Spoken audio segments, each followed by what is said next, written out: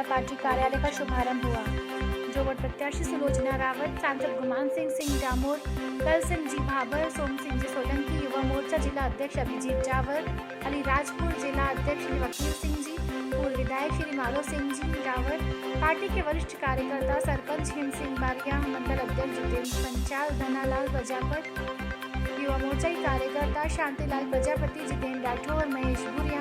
नीलेश चौहान, मयूर राठौर एवं पार्टी के पदाधिकारी और कार्यकर्ता उपस्थित रहे।